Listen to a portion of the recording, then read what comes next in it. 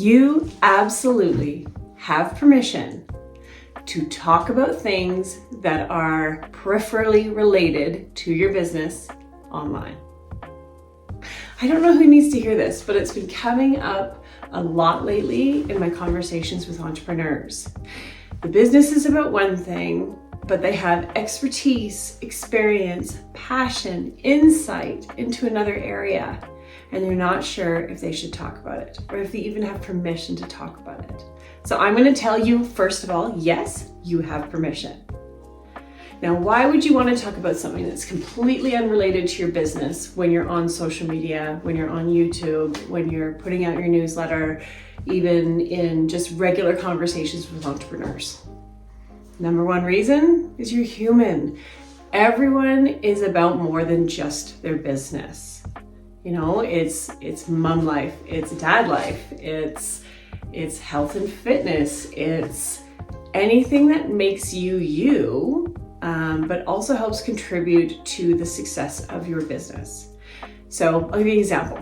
One of my new clients is a realtor, and we did a workshop really building her brand and really finding her voice online so that she can really go out there and be uniquely her. And what's interesting with realtors is there are thousands of realtors that she's competing with. And the great thing with a lot of brokerages is they give a lot of assets. They give, your own little website. They help a lot with listings and templates and everything. So everyone can kind of keep things within the brand. What's tough about that is that it can be really hard to stand out, especially if you're just starting out. So having things that are uniquely you that you talk about can draw your audience in a greater way. This realtor, for example, has a lot of experience in registries and can actually talk a lot about, when you think about it, people move. They need to know information. What are the key tips about when they're moving? That's something she can talk about. There's a whole other plethora of things that we developed that can really help as she goes forward in that way. But it's a thing that makes her interesting.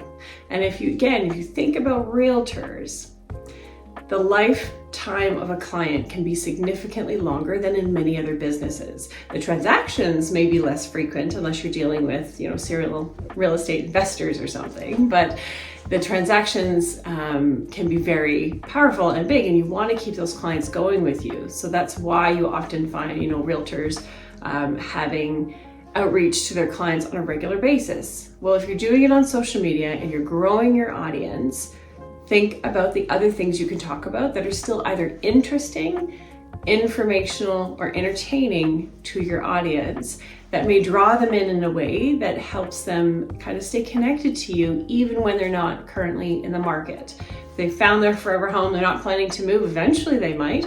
They also know a network of people that they can refer to. So think about it that way. There are a lot of different reasons, but if you're looking for that permission, can I talk about other things online? Absolutely, you can. Just think about your audience. Is it something that you might bring up in conversation if you're at a networking event with them? If you're at a barbecue at someone's house, could you talk about it comfortably? Yes. If it's not that kind of a topic, you might want to stray away unless you really can relate it to what matters to your brand. Hope this helps. Be sure to hit that subscribe button.